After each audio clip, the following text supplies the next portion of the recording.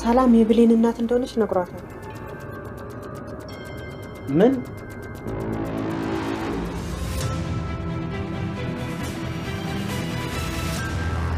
ዝም በይ፣ ምንም አልሆነችም። እኔ አብጃለሁ እንዴ? አይ አላበድሽም፣ ምንም አልሆነችም። በጣም ደህና ነሽ።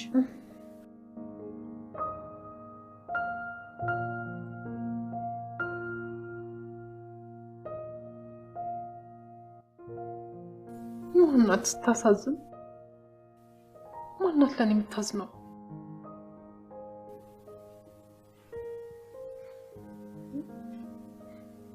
አንቺ ልጅ አይደለሽ እንዴ?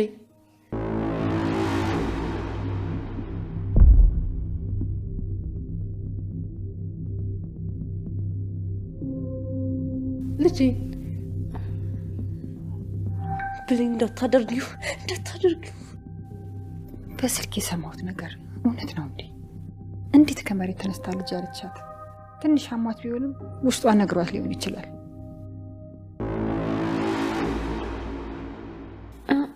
አዎ ልጅሽ ነኝ።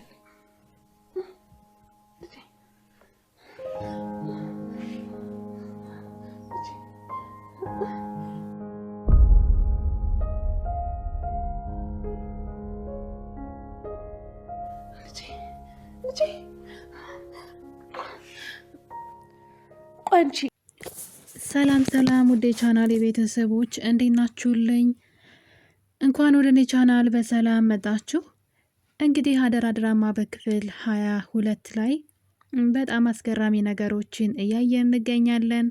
ብሌን እናቷን አገኘች ብለን ስናስብ እየደረሰች ነው ወደ እናቷን እንግዲህ የምታገኝበትን መንገድ እያገኘች ነው ስንል፣ ነገር ግን በአንዴ ነገሩ ተቀይሮ ሌላ ሆኖ እናገኘዋለን። እንግዲህ ብሌን እናቷን ለማግኘት በጣም ተቃርባ ነበረ፣ በተለይ በአሁኑ ማለት ነው። ነገር ግን አቶ በኃይሉ አሁን ላይ በዙሪያው ያሉ ሰዎችን እያመን አይደለም። በዛም የተነሳ እንግዲህ ለአንደኛው ሰላዩ ሌላ ሰላይ እየመደበ ይገኛል። እና እንግዲህ አቶ በኃይሉ የእህቱን ገንዘብ ለብቻው ለመቀራመት ስለፈለገ ብቻ እንግዲህ ሁለት የእሱ ጋርዶች የሆኑ ሰዎች ነበሩ። አንደኛው ሳሚ ነው።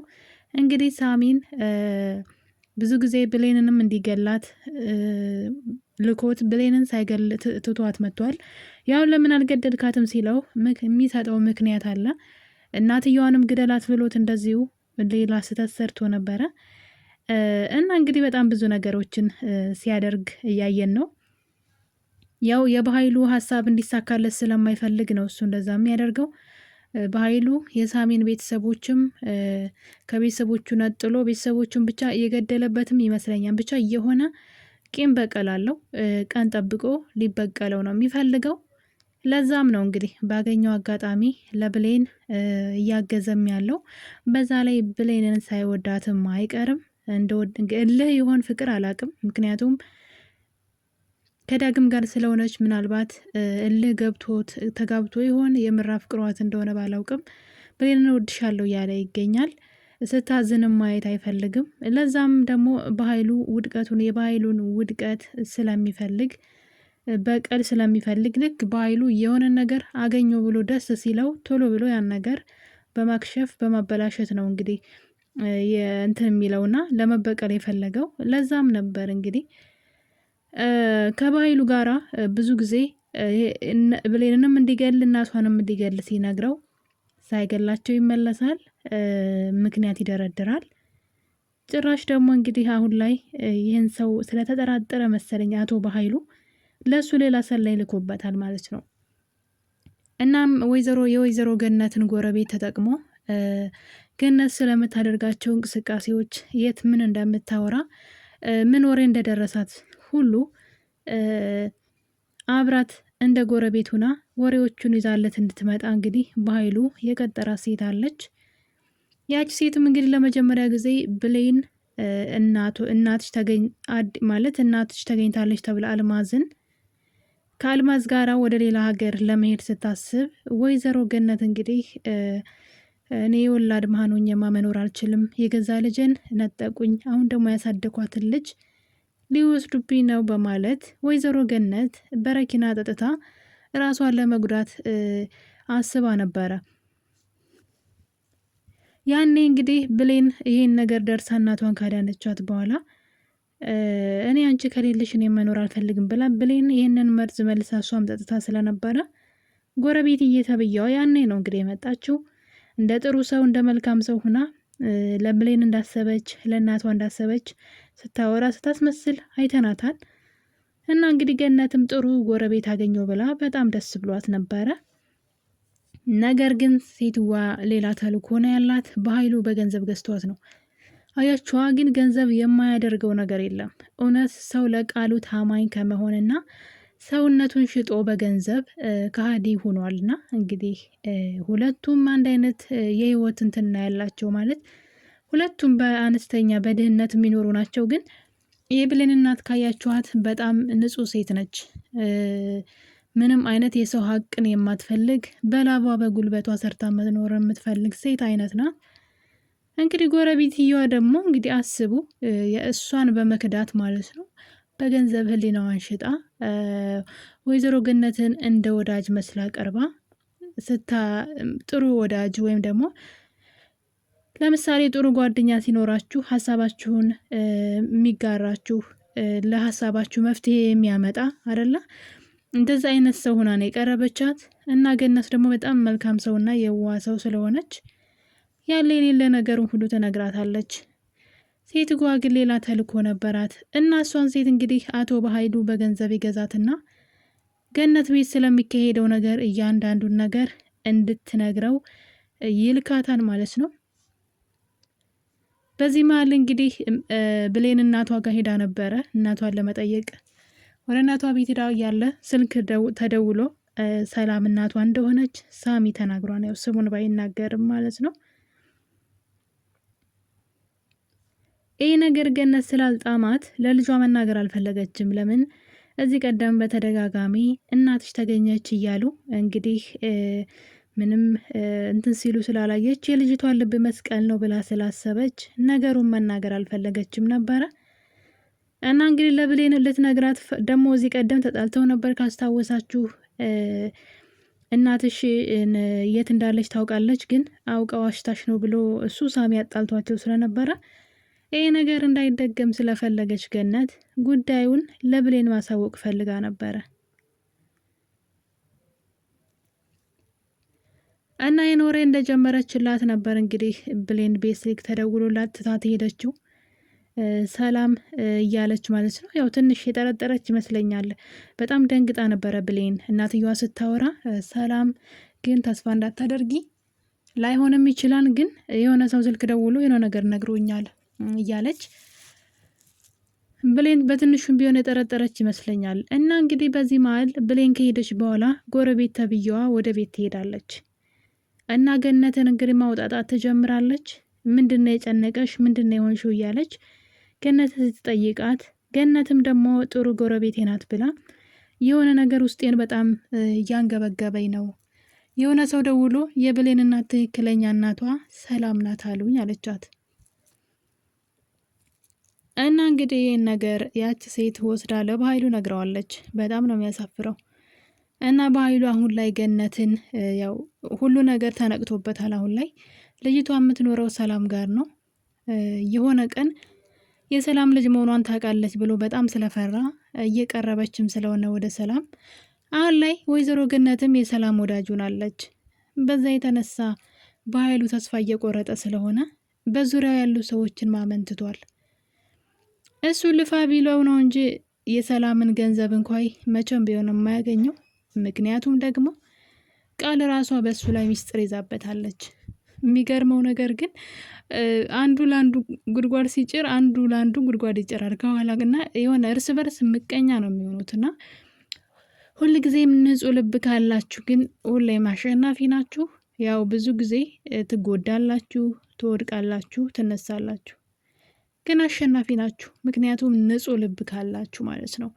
እና የገነትና እንዲሁም ሰላም እንዲሁም ደግሞ ብሌን ዳግም ማሸነፋቸው አይቀርም።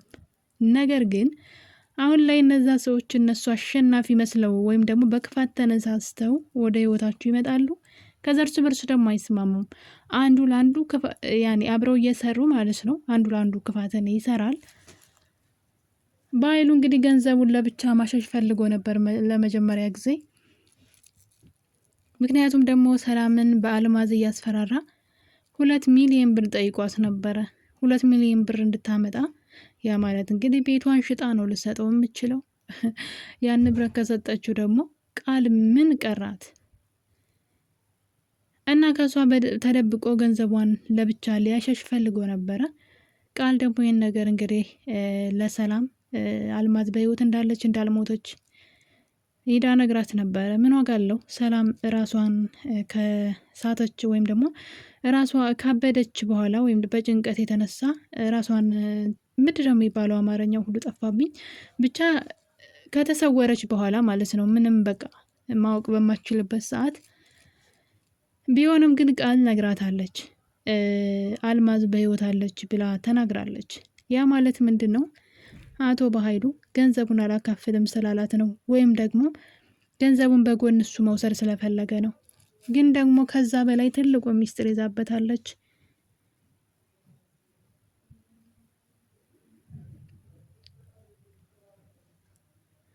የሰላምን ንብረት በእጁ ቢያስገባ እንኳ ቃል እያስፈራራች ንብረቱ ሁሉ ትቀበለዋለች።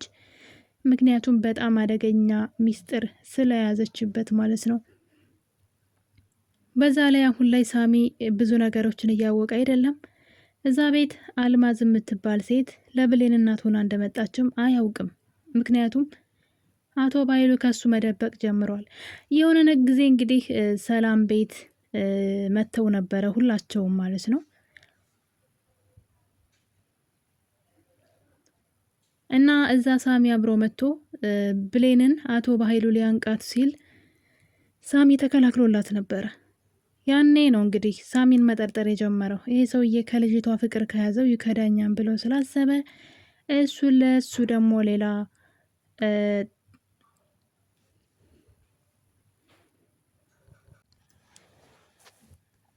ሌላው ደግሞ እንግዲህ ሰላም አሁን ላይ ስላበደች በጭንቀት ምክንያት አእምሮ ሕክምና ውስጥ ገብታለች። ይህ ነገር እንግዲህ በኃይሉ ለብቻው ደብቆ ከብሌን ሊያሸሻት ይፈልጋል።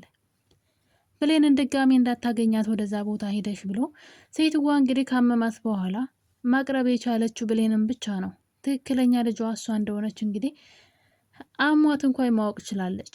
እና እንግዲህ ልጅቷን ቃልን ማለት ነው ከቤት እንድትወጣላትና አይኗን ማየት እንደማትፈልግ ቃልን እንግዲህ ስታስፈራራት እያየን ነው።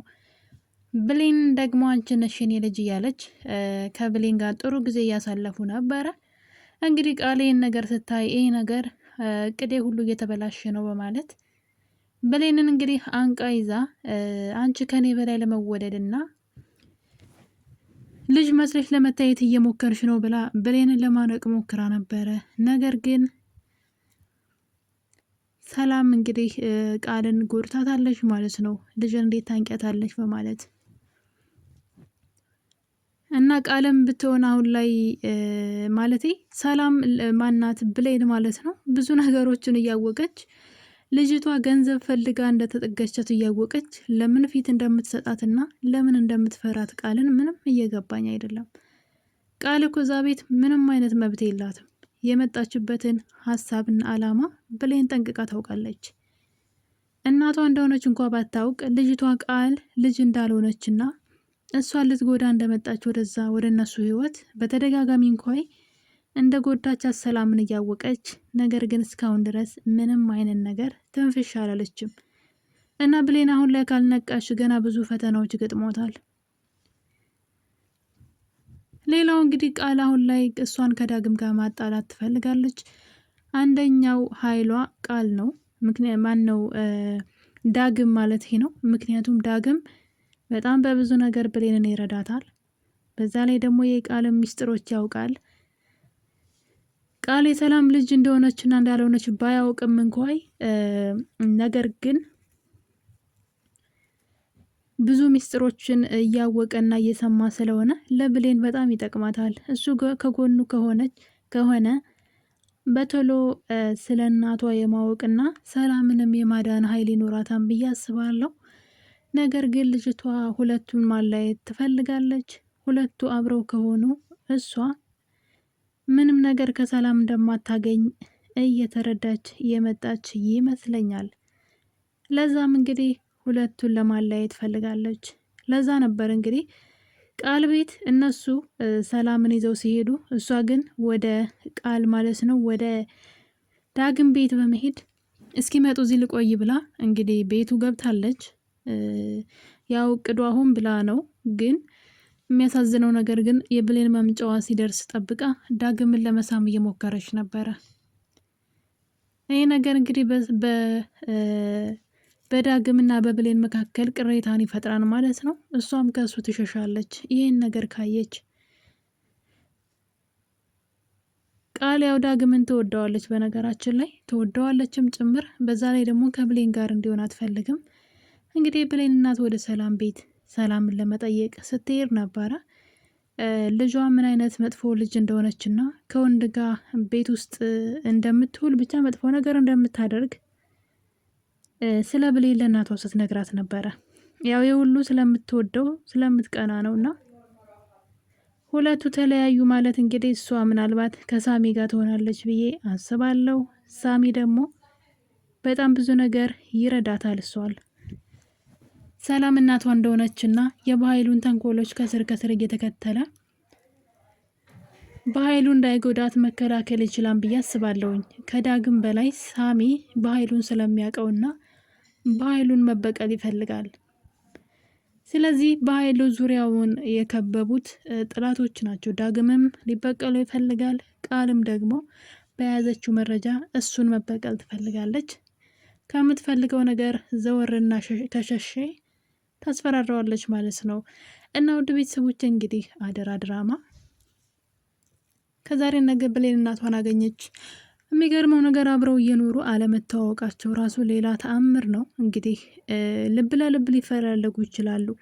ነገር ግን ልጅና እናትና ልጅ መሆናቸውን አለማወቃቸው በጣም ነው የሚያናድደው። ደግሞ ለመገናኘት ትንሽ ሲቀራቸው ወይም ደግሞ በጣም በቀረቡ ቁጥር የሆነ እንቅፋት ይመጣና ሁለቱን ያራርቃቸዋል ማለት ነው። እና አደራ ድራማ አሁንም ብሌን እናቷ ሰላም መሆኗን አላወቀችም። በቀጣይስ እዚህ ድራማ ላይ ምን ይፈጠራል የሚለው አጓጊ ነው። እስከዛው ድረስ ቸር ቆዩልኝ።